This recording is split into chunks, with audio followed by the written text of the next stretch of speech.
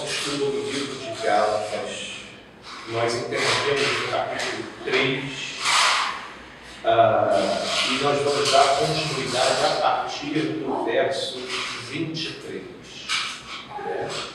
E retomando aquele entendimento acerca do que a gente tem entendido, eu tenho aqui me esforçado e procurado demonstrar que o maior inimigo do Evangelho é a religião.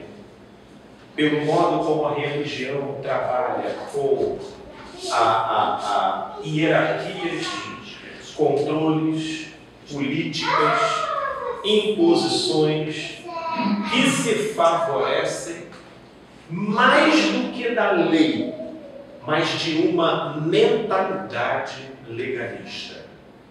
Isso porque você pode ver aqui no verso 21 desse capítulo, Paulo perguntando se porventura a lei seria contrária à promessa. Ou você vê em Romanos, no capítulo 7, ele dizendo, será que o problema então estaria na lei? Não, o problema não está na lei. O problema sempre esteve em quem faz e fez uso da lei. E o uso que a religião faz da lei, com a sua mentalidade legalista, é que é o X do problema. Inclusive, em muitos vídeos que eu costumo gravar, conversando, questões da maneira mais psicológica e existencial possível, quando eu vou desconstruir essa ideia legalista que a religião faz sobre casamento, e aí alguns deles vêm querer citar aquela passagem de Mateus capítulo 5, quando Jesus diz que ele não veio revogar a lei. É claro que Jesus não veio revogar, ele veio cumprir. E é no cumprimento de Jesus que a gente vê a lei no seu pleno potencial.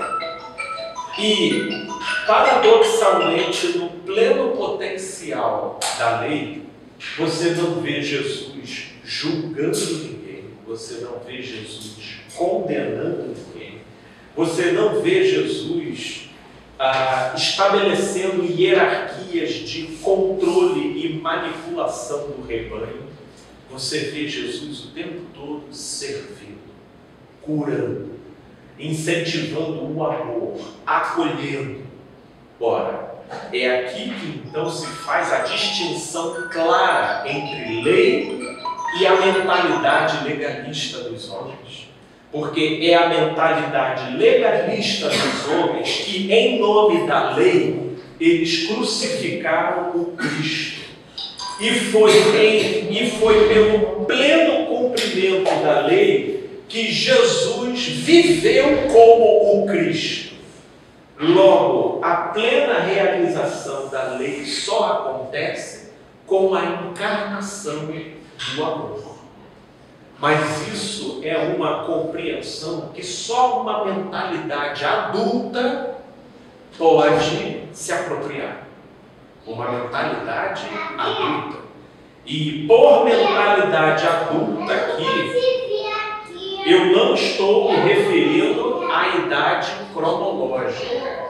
Eu estou me referindo a uma maturação psico-espiritual do ser. E essa maturação, ela pode acontecer com crianças de 10 e ela pode estar ausente com anciãos de 80. Ok? Essa é uma maturação que ocorre a parte do avanço cronológico da idade. Então, retomando essa introdução, e foi uma ligeira introdução só para a gente retomar aqui o espírito da coisa, vamos então para o verso 23 do capítulo 3 do livro de Gálatas. Paulo ele vai dando continuidade. Mas antes que viesse a fé, estávamos sob a tutela da lei e nela encerrados, para essa fé que de futuro haveria de revelar-se. De maneira que a lei nos serviu de aio para nos conduzir a Cristo, a fim de que fôssemos justificados pela fé. Portanto, a lei não é o porto de chegada, ela foi um processo que nos visitou de modo a nos conduzir a uma compreensão maior. A gente pode até pegar o retrato da coisa, por exemplo, com o Arthur, né? Que está aqui. Heitor. Deus do céu. Tamanho de Arthur, o Heitorzinho que está aqui. Na fase do Heitor, o posicionamento legalista ele vai ser melhor sucedido para que o Heitor seja preservado de coisas muito arriscadas e que ele não tenha ainda lastro de compreensão devidamente sofisticada para conseguir compreender as implicações do que ele de repente pode se meter. Vamos ao famoso exemplo do dedo na tomada. Como é que você vai explicar a eletricidade para a criança? É uma coisa invisível, você não vê, mas que você diz que a criança quase que tem que aceitar pela fé o que você está dizendo. Você olha, não bota o dedo ali, porque não pode. Vai ter algumas que vai aceitar de boa, mas vai ter outras que vão ser tomadas por uma curiosidade extraordinária. Você acha que nessa idade uma explicação do que seja eletricidade vai conseguir levá-la a se conformar no entendimento pacificado de não botar o dedo? Não, não vai.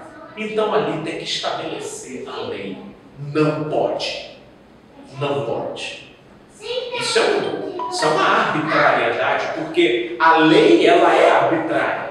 Mas nesse sentido, face ao patamar de maturação com quem a gente está lidando e o nível de periculosidade que está em jogo e que pode comprometer a vida da criança, então a lei ela é necessária. E é o que Paulo diz aqui quando diz que a lei serviu como aio para nos conduzir até Cristo. Porque por um lado, aio é o quê? Aio é tutor, né? Eu acho até que nós chegamos a ver isso na nossa reunião passada. Né? É aquela tutoria que acompanha o infante até que ele tenha chegado na idade adequada para assumir a função oficial que ele tinha diante do império. Então, a lei ela vem trazendo essa tutoria para a gente discernir noções minimamente apropriadas de certo, errado, de bom, de ruim, né? Mas, como diz o próprio Paulo em 1 Coríntios, no capítulo 13, antes eu era menino, pensava como menino e agia como tal. Hoje me tornei adulto e abandonei as coisas de menino. Nós vamos sendo convidados para uma outra perspectiva essa que, como vai dizer Paulo aqui no verso 28, já não há judeu, nem grego, nem escravo, nem liberto, nem homem, nem mulher, porque todos vós sois um em Cristo.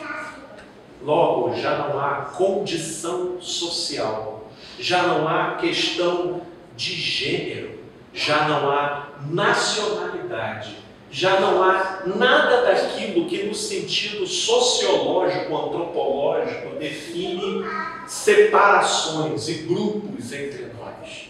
Porque em se tratar do humano, nós estamos falando aqui de modos de operação espiritual e que é o que determina o patamar do que você vai alcançar relativo ao que o Evangelho tem para oferecer. Porque se você permanecer com essas categorias legalistas na sua leitura e interpretação das coisas, você, embora avance na idade cronológica, embora faça seminários teológicos, embora leia os livros de teologia mais robustos e conceituados, você será uma criança espiritual. Felipe, Uma criança espiritual. Até que ponto ele sabe que o Espírito que convence o homem das coisas? Até que ponto existe essa divisão entre o Espírito que me convence sobre essa verdade e a minha responsabilidade em entender isso e não ser legalista? Essa linha não é clara. Nunca. Até porque você vai encontrar nas palavras de Paulo e de Jesus o convite de vem, o convite de faça. Aquele que crer será assim assado, e o que não crer será assim assado. Mas ao mesmo tempo se fala de graça, se fala de acolhimento. Existe eu creio que a melhor maneira de você responder a essa questão não é pela via do entendimento do paradoxo. Eu vou dizer para você, são as duas coisas. E as duas coisas, elas funcionam de maneira harmônica, sem uma anular a outra. Porque, inclusive, é pela perspectiva do paradoxo que você vai ter a resposta sobre predestinação ou livre-arbítrio. Qual dos dois estão certos? Os dois. Né? De uma certa forma, os dois se encontram e eles vão ter realidades que apontam para veracidades sem que um não anule o outro. Porque em Deus os opostos não se excluem, eles se complementam. Porque, Pedro, tem tanta gente presa ainda nesse legalismo. O que mata é a polarização. É quem não admitindo uma síntese entre essas duas propostas, elas então vão fazer apologia de algum dos extremos. E aí nós temos um problema. Por que nós estamos aqui? Por que você está aqui hoje? Ou está mais preso lá? Isso. Você hoje está aqui porque o Espírito te convenceu ou você quis? Mas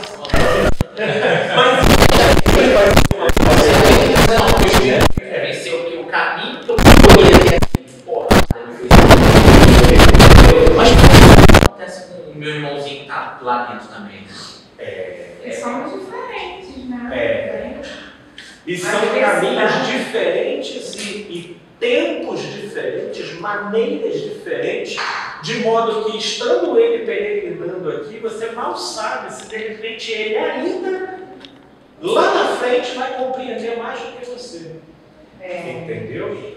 Porque esse é o tipo de olhar que, no modo como a lente com que você está olhando vai mais te levar a uma comparação, que vai extrair dados para você se atordoar, do que para você se pacificar. Porque nesse sentido você crê que você lida com um pai de amor. Esse pai de amor, até quando come, ele o faz amando.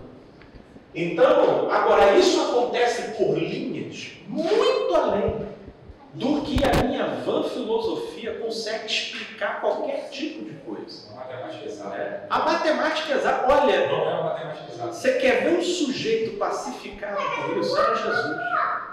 Mestre, eles ficaram escandalizados com a tua palavra. Toda planta que meu pai não plantou é minha. Olha, ou nessas horas eu defino Jesus como frio, mas até essa definição ela é uma projeção da minha perspectiva caída olhando Jesus, que frieza. Agora, se eu creio que Jesus é o vértice e a encarnação do amor, então eu vejo Jesus numa conexão tão íntima com o Pai, que tudo aquilo que estava desalinhado ele não via como perturbação, ele via como pertencendo a uma harmonia superior e cuja querela não tinha ocasião ali para aquele momento. Olha, a gente não vai perder tempo com isso. Vamos seguir em frente. A nossa proposta é semear, é jogar sementes. Entendeu? Agora, haverão aqueles que se mostrarão abertos e aqueles que se mostrarão fechados. E existem aqueles que se mostrarão fechados de início, mas lá na frente abaixam a guarda. Sabe? Então, o modo como essa semente vai operar, ela também não tem nenhum compromisso com você que está observando de fora. Por que agora não foi? Por que não foi? Por que essa palavra me impactou tanto e agora eu estou falando aqui, o sujeito estava ouvindo de uma maneira tão lazer? Isso não te pertence, isso é a palavra. A palavra, ela é autônoma. Ela age por ela e graças a Deus por causa disso. Desculpa, mas é a religião que sofre da presunção de achar que a palavra obedece às deliberações dela lá, tolinha, né? Porque a palavra, ela é viva e eficaz. Não está algemada, entendeu? E nessas horas é melhor a gente procurar zelar e viabilizar a melhor atuação possível da palavra no nosso coração do que comparar, porque cada caminho é um caminho.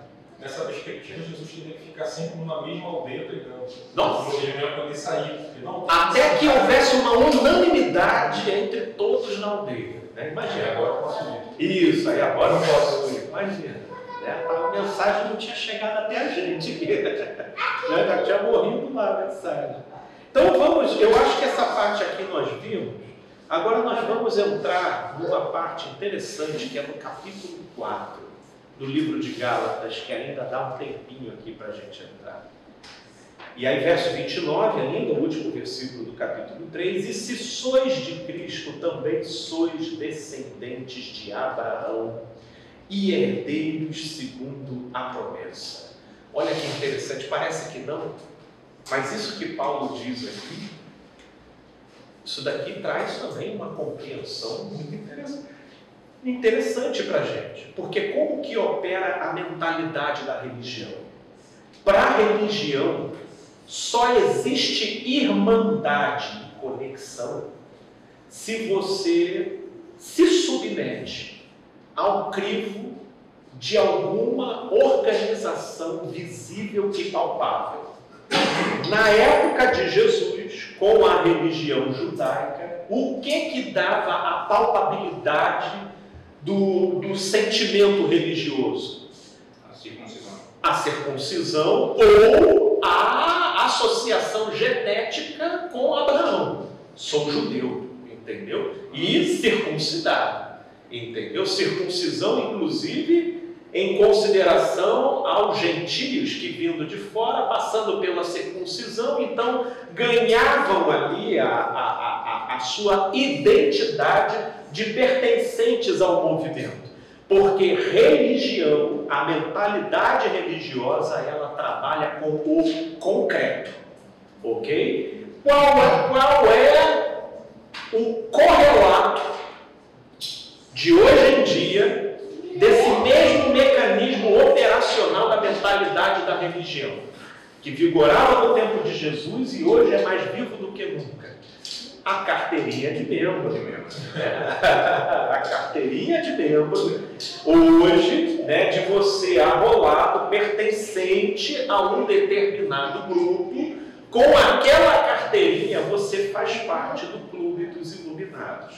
Sem aquela carteirinha, entendeu? Ou, como o nosso amigo aqui, tem um amigo aqui que inclusive recebeu uma ligação muito esquisita, né, do seu ex-pastor aí, né, que tem que colocar assim, né, fazer justiça, ex-pastor, que precisou fazer uma oração de desligamento para que ele, o ex-pastor, se sentisse em paz em relação à alma do outro. Entendeu? Aí já até citei nome. É mais fácil do que eu. Desculpa. Mas enfim, são coisas dessa natureza. São coisas dessa natureza que a gente vê como opera a mentalidade da religião dos homens. Porque quando Paulo vira aqui e afirma que a fé nos conecta, A fé. Só que a fé é. Você veste, eu tenho fé. A fé é o que? Uma carteirinha que você bota no bolso. A fé é o que? Um endereço que você frequenta todo domingo. Não, a fé é uma decisão que acontece aqui dentro. A tatu Cristo. A tatuagem é uma tatu, né? Fé, né? E ainda tem fé, como é que é? Fé, força, enfim. Fé, foco e força, né? Isso. Força, foco e fé, né? Não é nada disso, é uma atitude aqui dentro que o sujeito toma nele mesmo. E ele diz, eu vou acreditar nessa realidade. Só que aí, se você toma esse tipo de coisa, você consegue entender que você desarticula o poder da religião todinho. Porque é nesse ponto que esse versículo 29 do capítulo 3 de Paulo aqui é revolucionário. E se sois de Cristo, também sois descendente de Abraão e herdeiros segundo a promessa. Eu estou dizendo aqui para vocês que sem vocês frequentarem lugar algum, sem vocês terem carteirinha, mas pelo fato de vocês crerem, isso nos faz irmãos, conectados à videira verdadeira que é Cristo e herdeiros segundo a promessa. Aí eu te pergunto, quem se favorece do controle disso? Quem controla isso? Como que você lota templo com isso? Como que você fortalece uma denominação, gerando uma força política tal que você coloca políticos no Congresso para poder lutarem pela causa da tua denominação? Como que você faz assim? O controle da religião só acontece quando ela convence a maioria, de que se você não frequentar, você está fora do guarda-chuva divino, de que se você contrariar o pastor, que é o ungido de Deus, você está se colocando contra o próprio Deus. Então você já começa a trazer materialidades e concreções que, se a pessoa não interagir com aquilo dali, ela vai estar malfadada na vida. Então ela precisa transparecer de maneira objetiva, não conforme os frutos do Espírito, que a religião até menciona isso, mas para a religião isso é secundário, porque o que é primário para a religião é se você está frequentando, é se você está dando dízimo, é se você está se pautando pelo comportamentalismo daquilo que caracteriza o sentimento religioso. Que é o quê? Não beber produto do milho com álcool. Né? Produto do milho com álcool é complicado. Né? Não frequentar locais que comercializem álcool. Né? Já foi? Já tem problema aí com a religião dos homens. Com a religião dos homens. Né? Por quê? Porque isso viola caracteres daquilo que para a religião o seu comportamento já destoa do controle que ela precisa exercer. Do controle que ela precisa exercer. A religião, ela vive de controle, e o que Paulo está colocando aqui é por isso que Paulo era expulso de tudo quanto é sinagoga. Né? Porque era difícil você trazer uma mensagem que desmantela as coleiras, as correntes que encabrestam as pessoas, porque traz a coisa para o coração. E aí vem o capítulo 4, olha que interessante. Digo, pois, que durante o tempo em que o herdeiro é menor, em nada difere do escravo, posto que é ele senhor de tudo, mas está sob tutores e curadores até o tempo pré-determinado pelo Pai. Assim também nós, quando éramos menores, estávamos servilmente sujeitos aos rudimentos do mundo. Vocês conseguem entender quais são os rudimentos do mundo? né? Se eu não tomei a ceia, então vai cair um raio na tua cabeça. Se eu não estou dando dízimo, né? Então aquele liquidificador que escangalhou na tua casa foi por causa disso. Sabe, essas associações, esses rudimentos, tá o sujeito lá sofrendo no casamento, sendo chifrado, traído, apanhando, e ele ainda vem perguntar: posso me separar? Meu Deus do céu, posso me separar? Ou como a questão que a pessoa me trouxe agora há pouco: Felipe, ele me traiu a vida inteira, e aí eu lutei pelo casamento, ele voltou, e no que ele voltou eu aceitei ele de volta, mas quando ele voltou, não demorou muito para ele continuar com a amante e depois saiu de novo. Ele está certo? Me soa até estranho a pergunta. Ele está certo? Não é a questão. A questão é que nós temos um fato aí. Porque se você pega a questão pelo ângulo distorcido, meu Deus, você passa a vida dando murro em ponta de faca sem entender o que seja o X da questão. Né? Então a questão não é se ele está certo ou se ele está errado, é que você tem um fato diante de você. Fato é que casamento mesmo nunca houve entre vocês. Nunca houve, e é isso que você precisa aceitar. Que você está lutando por uma coisa que só funciona como imaginação na sua mente, mas não tem a menor correspondência no comportamento e na atitude de quem está. Certo ou errado, esse sujeito será a sua própria sentença, mas isso não tem que ser uma questão para você tem que ser a questão, é o fato de que não existe casamento. Mas conseguem perceber o rudimento da coisa? Isso é rudimentar. Isso é rudimentar. E é isso que a mentalidade da lei, a mentalidade legalista faz com a gente, pauperizando o nosso potencial, pauperizando, ou seja, tornando pobre o nosso potencial de discernimento em relação à realidade. Em relação à realidade, porque enquanto você se preocupa com pode, não pode, é certo ou errado, na plenitude do tempo, você se furta do quê? Do significado. E é isso que a gente agora vai observar aqui, ó. E esse versículo 3, e assim também nós, quando éramos menores, estávamos servilmente sujeitos aos rudimentos do mundo.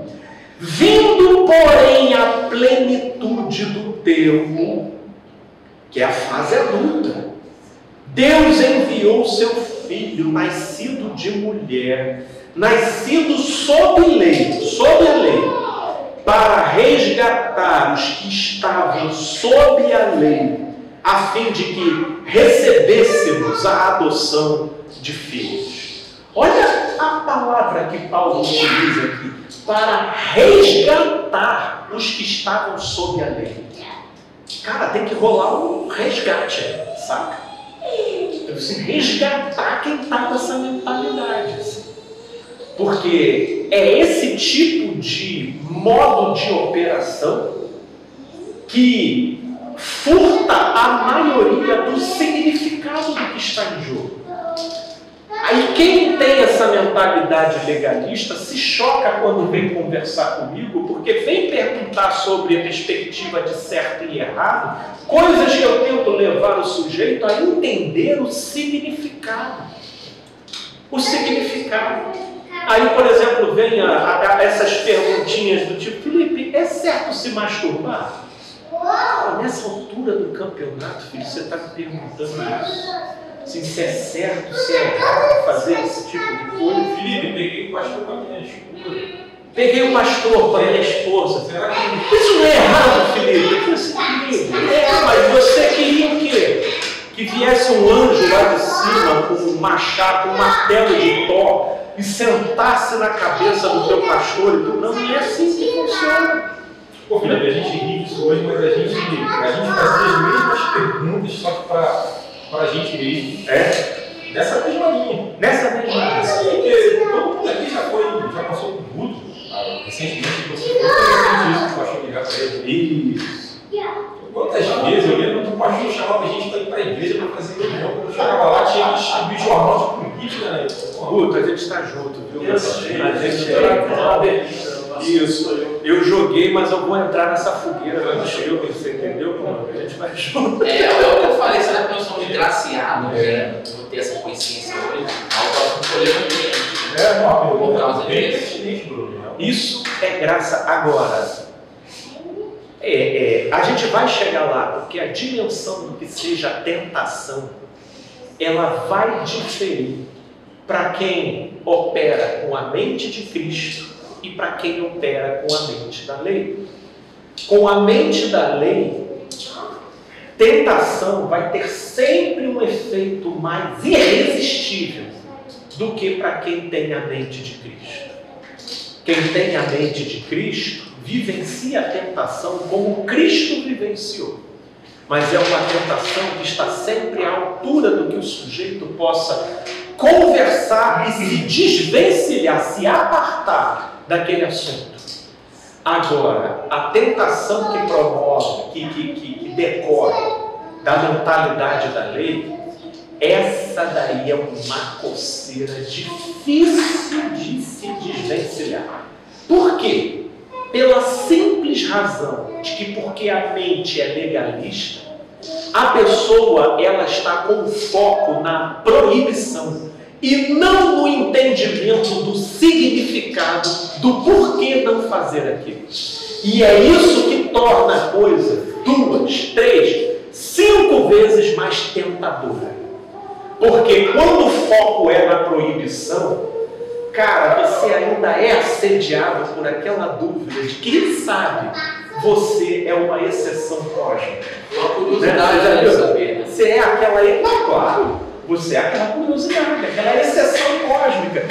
O mundo inteiro se deu mal, mas você pode se dar bem. Você entendeu? Você pode. Você não entende o que está em jogo ali. Você não entende. Você olha para aquela tomada e aí você diz, pô, houve um interdito. Meu pai disse, minha mãe disse que é para eu não colocar a mão. Mas você só tem o interdito e você não tem o significado, você não sabe o que é. Então, a tentação é sempre muito maior, porque você não sabe o significado do que está em jogo.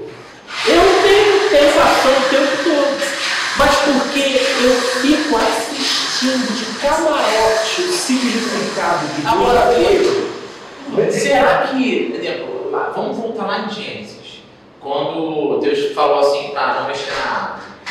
Por que o diabo não chegou até Adão? Ele falou, mas por que o diabo foi logo na Eva? Será que na Eva tinha essa propensão de ter uma mente mais legalista? Olha, por que a serpente foi falar com a Eva e ela tem a propensão, uma tendência mais legalista, e Eva, quando foi falar com Adão cedeu também? Então, logo Adão tem uma suscetibilidade legalista só com mulheres? Sabe, na verdade, a suscetibilidade está entre a gente. Pouco importa se a serpente chegou em Eva ou se ela poderia ter chegado em Adão, porque de qualquer forma Adão participou. Você entendeu? Agora, o que aconteceu ali no Éden, de fato, a concepção da proibição era infinitamente superior ao significado do que estava em jogo. Significado, Adão e Eva teve que aprender na prática. Agora, para imaginar Deus descendo para explicar Adão e Eva. Isso é uma coisa completamente atípica, né? Vou explicar para vocês por que não pode comer esse fruto. Se comer esse fruto, vocês vão morrendo. Tudo vai se relativizar em você. Eu falando aqui, já tem gente que não entende. Imagina Adão e Eva assim, olhando um para o outro. Ah, Senhor. Tá. Vai se relativizar, né, as coisas aqui dentro da gente. Tá. Aí o Senhor vai subir, cara, vai passar o quê? Um sabiá e eles já esqueceram tudo. Vou passar um sabiá, não, sabiá, pô, já esqueceu relativizar. O que que ele tem? Coisas que a gente só aprende. Ah, entendi, Senhor. Por que que tu colocou a cerca ali, ó? E eu pulei ali, ó, de curioso. Tô todo ralado agora. E aí Deus, pela graça, Ele dá graça, né? Aí é por isso que vem o livro de Hebreus, lá no capítulo 6, e ele traz uma gravidade para a coisa. Que, como é que ele diz lá? Aquele que compreendeu a boa palavra, provou os dons do Espírito, aquele que teve lá aberto realmente o entendimento e esse retrocede, aí já assemelha um pouco o pecado de anjo, né? Porque você teve um entendimento e a coisa é sempre proporcional, né? Quanto mais acesso de compreensão você tem e você viola isso, né? O retorno disso sobre você é avassalador. Agora, quanto mais ingênuo você é, quanto mais tacanho, simplório, não entendendo muita coisa, e você está lá violando e tudo, aquilo dali vai só contribuindo para lapidar uma abertura. Por isso que Paulo fala que ele é o pior dos outros pecadores. Entende? É o primeiro dos pecadores. O cara tem que fazer uma viagem extraordinária. Esses dias eu assisti um vídeo de um cara, o cara se meteu lá do espaço do Julião Espírito, sabe? A pessoa faz orações lá, nem se lembra olhando pra cara do maluco, e umas paradas, e o cara tá vendo aí, eu paguei. Pô, chegou uma hora que veio uma patada nele, cara. O cara era conhecedor da palavra, né? E tal, claro. Eu vou lá provar. Sério isso, cara? Sério, não vai pregar pro Julião? O Julião não mataram, não. Mas porque os leões já estavam alimentados também e tal. Achavam, tipo, quem é esse cara aqui? Ele deu uma patada nele, chegou a machucar bastante, mas ele continuou lá. E continuou, mas Ele era lá. Isso é graça de Deus, cara, na vida desse cara. Cara, Porque ele deu só uma patada. ou na vida de quem estava assistindo, né? Às vezes desgostou do cara ser.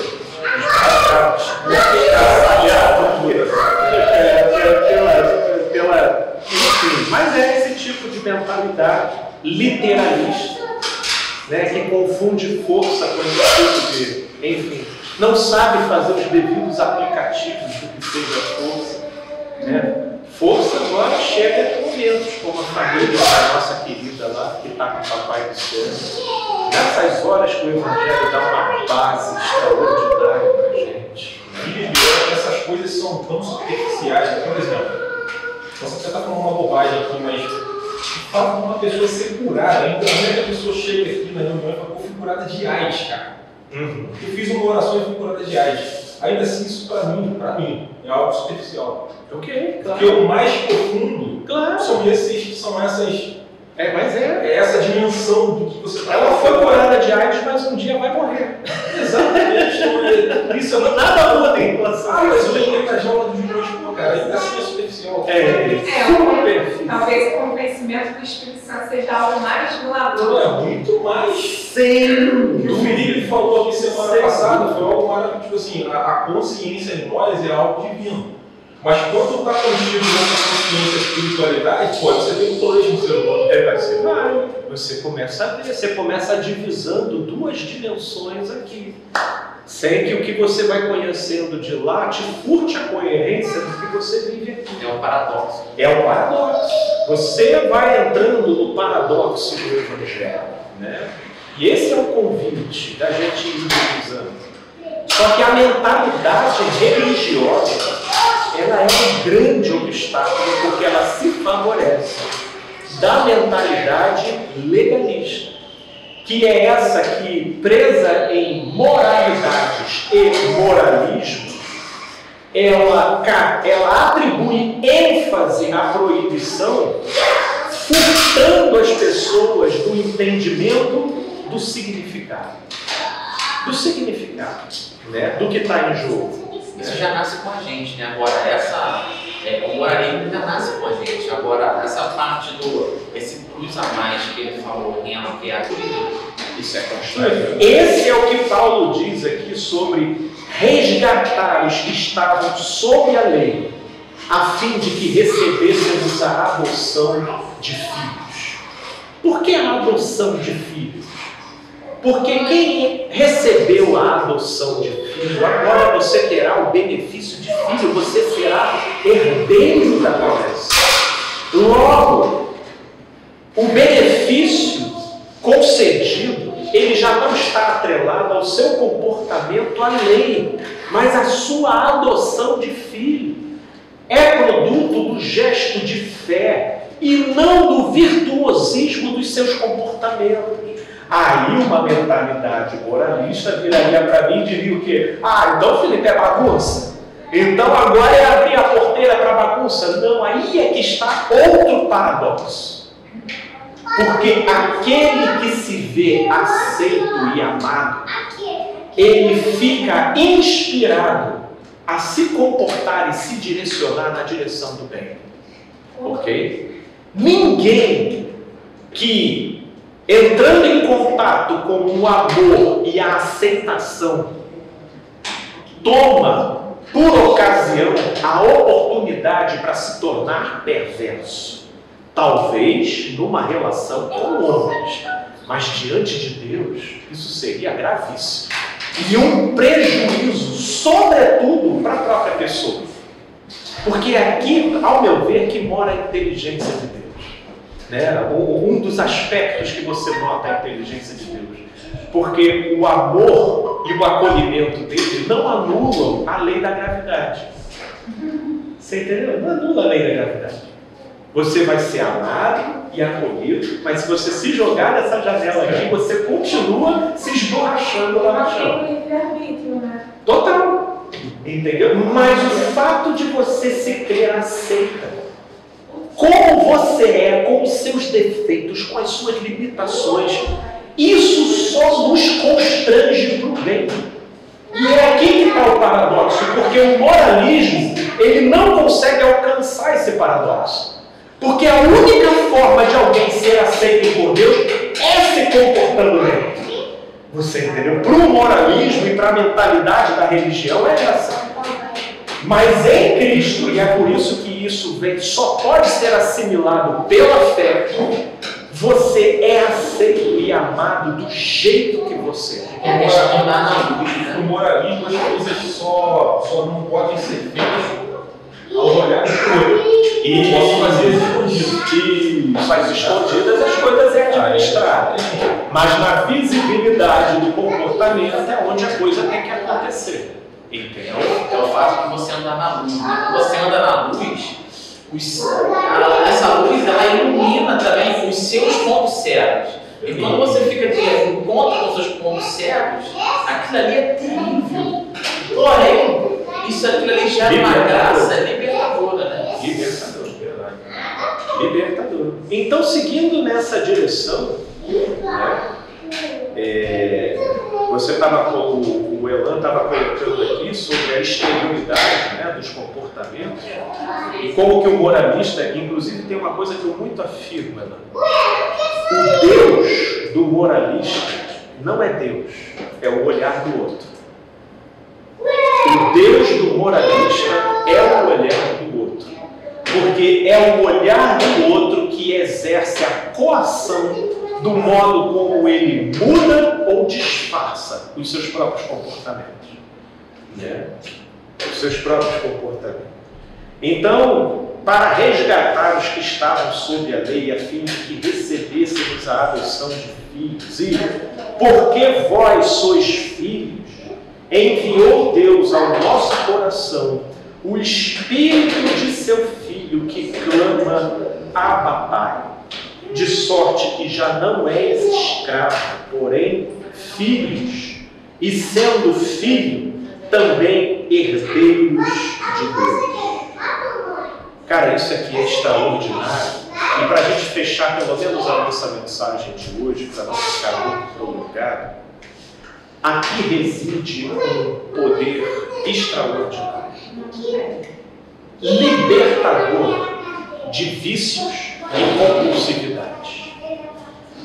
Não é da noite para o dia, mas daquilo em que você vai internalizando essa certeza que mesmo com o seu vício, mesmo com as suas dificuldades, quanto mais você se crer amado e aceito por Deus, mais a compulsividade vai sendo substituída pelo descaso em relação àquilo que outrora muito te atrai. Porque o amor, ele vai desmobilizando esses processos dentro da gente. Mas quem é que crê? No final, nós somos escravos, e escravos sabe do quê? Das nossas próprias sensações. Porque se sentindo para baixo e se sentindo culpado, a gente então alimenta e dá material para essas sensações, que é o que no final das contas forja a nossa identidade. De pessoas sempre suscetíveis, vulneráveis, sem ousadia, mas a atitude em fé entra como essa proposta na contramão dessas sensações, que nos julgam, que nos depreciam e que nos colocam para baixo, e que independente disso você crê, mas eu sou amado. Há um amor que eu resolvi me apropriar dele pela fé. Ah, mas você não merece, não é por mérito, é pela graça. Então é absurdo. E eu abraço isso para mim. Ah, mas vai explicar isso para fulano. Não, não é ele a minha divindade. Isso é entre eu e Deus.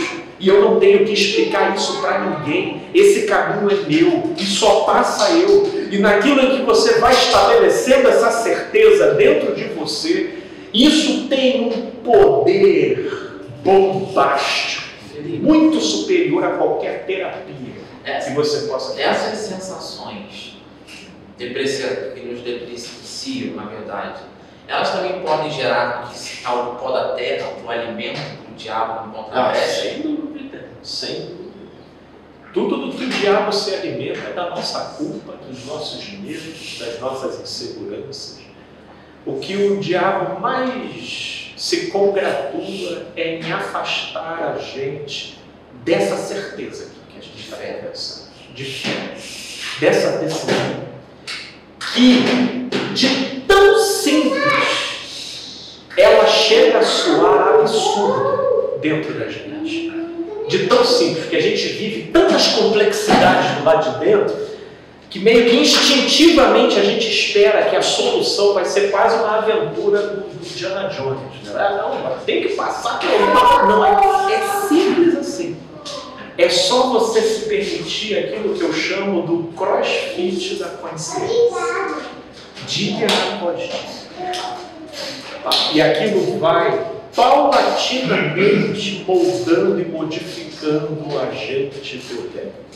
Moldando e modificando a gente por dentro. Nada vai acontecer na forma das pirotecnias neopentecostais, sabe? Que quem está se sentindo para baixo hoje aqui, vem aqui na frente, aí a gente, pum, aí a pessoa sai sorridente, e ela nunca mais ficou triste novamente. Não é assim. Não é assim. Deus não fez o mundo num cuspe, né? Que nasceu o mundo.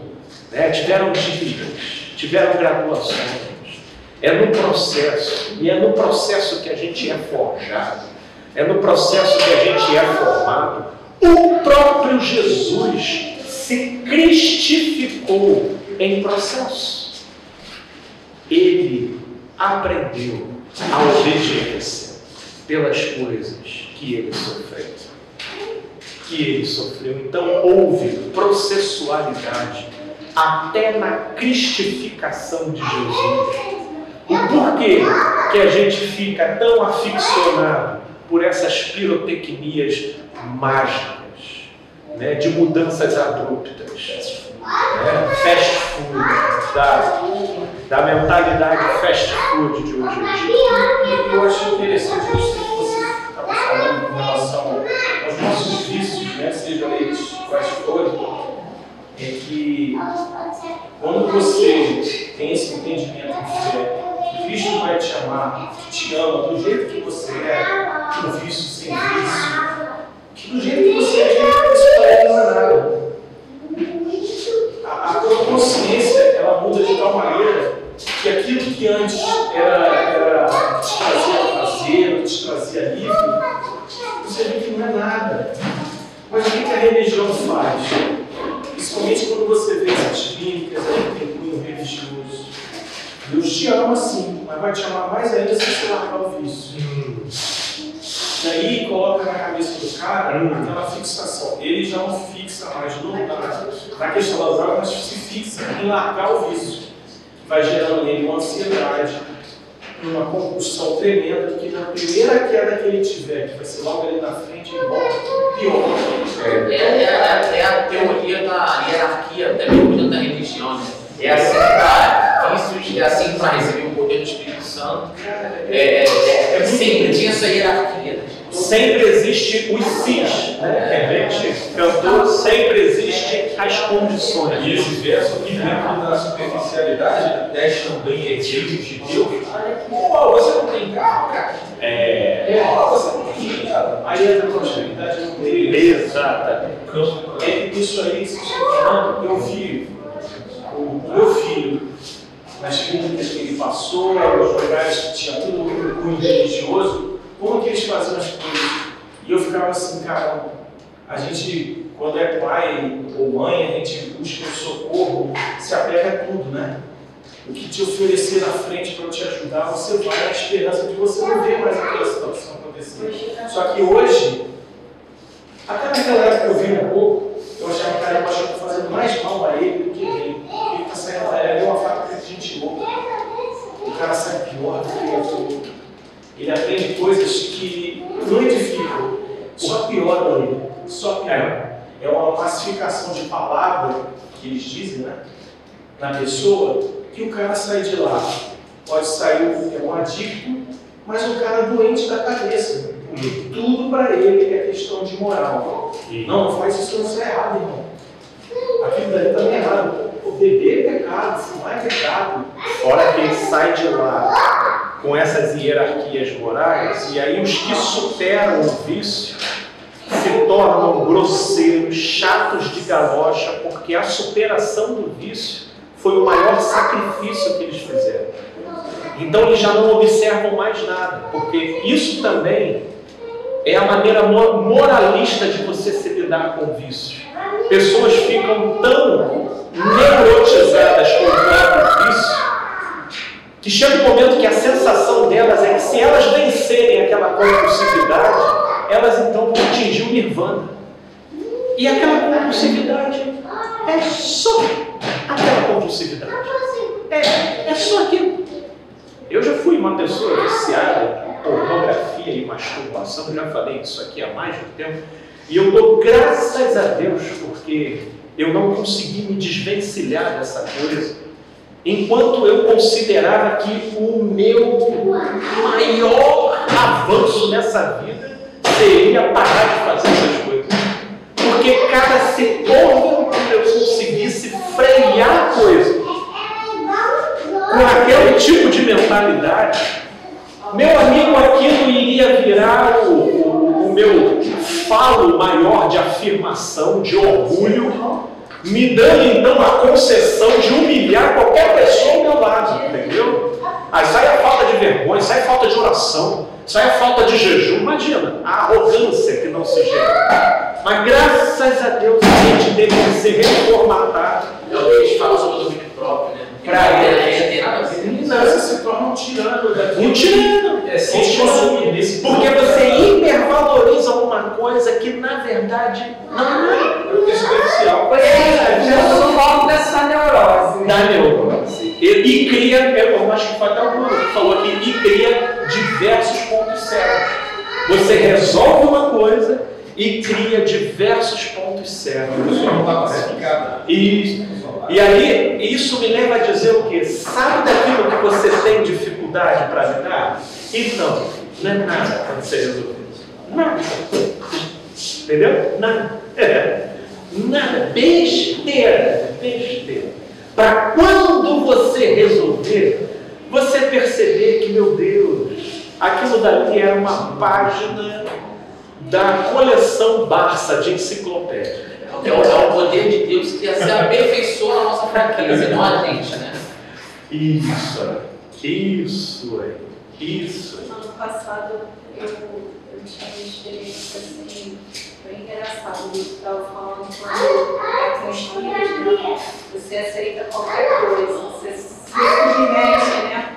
E por um tempo, a minha irmã ficava assim, deixa a prima ir lá orar, deixa eu, não. Ela ajuda, né? Até que um dia as coisas estavam bem ruins, né?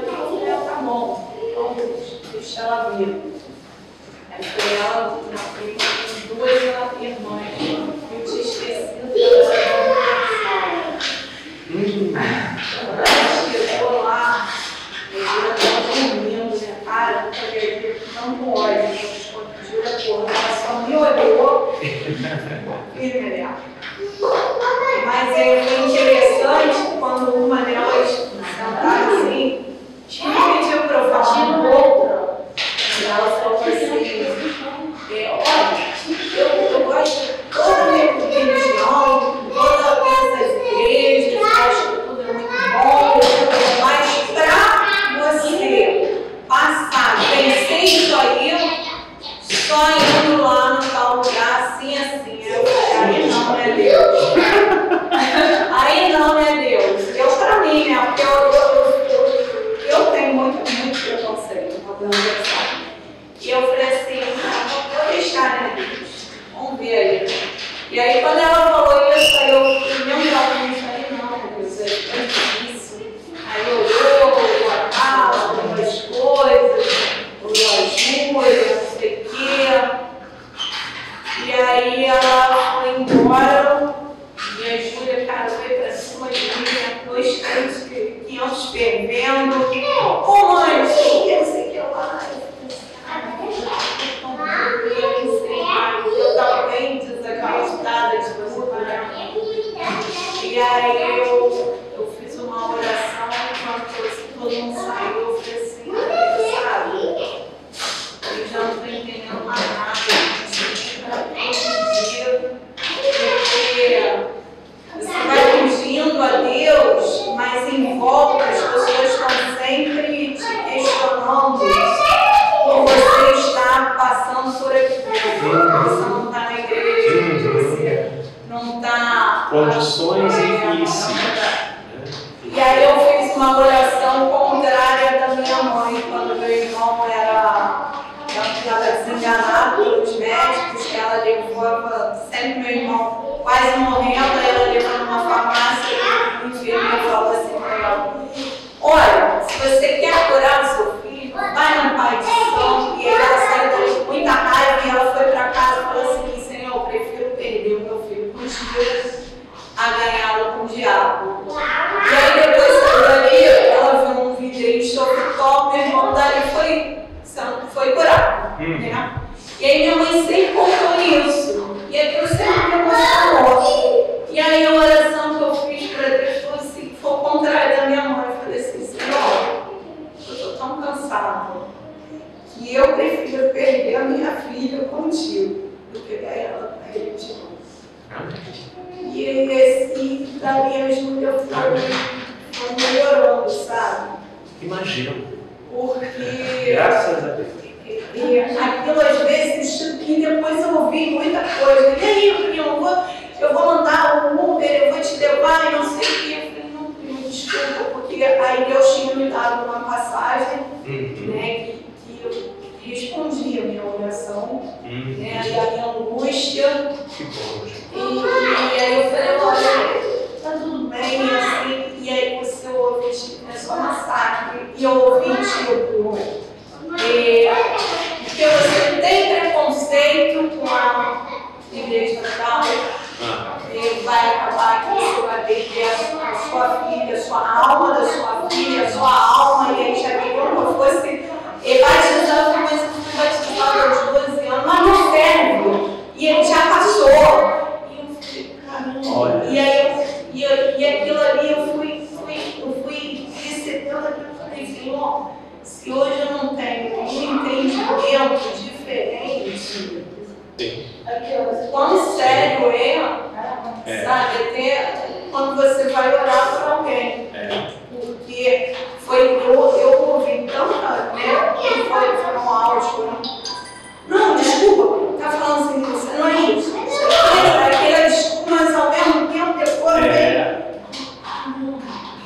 Aham.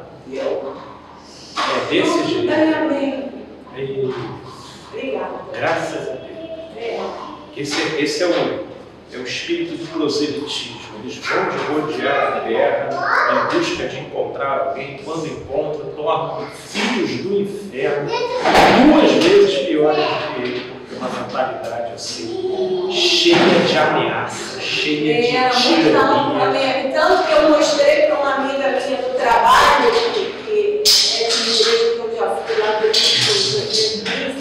ela falou assim, nossa, que amigo de Jó. Ela falou exatamente isso. Quando eu vi, eu lembrei dos amigos de Jó.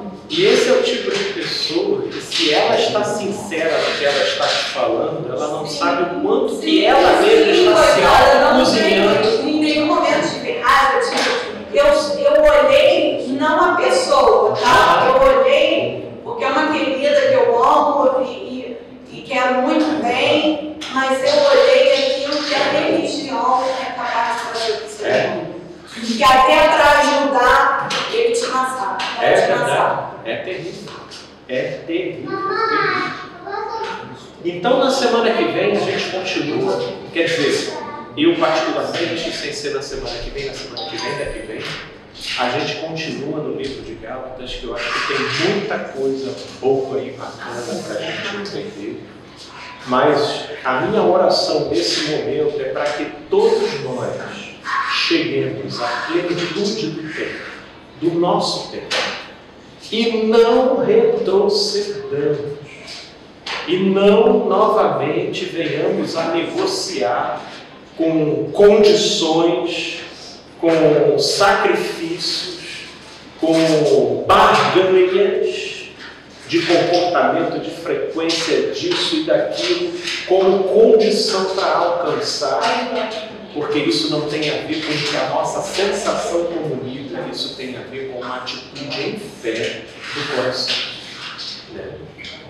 Paizinho querido, Deus de amor, te pedimos, meu Deus, que tu possas nos fortalecer e nos aperfeiçoar nessa mensagem, nessa verdade.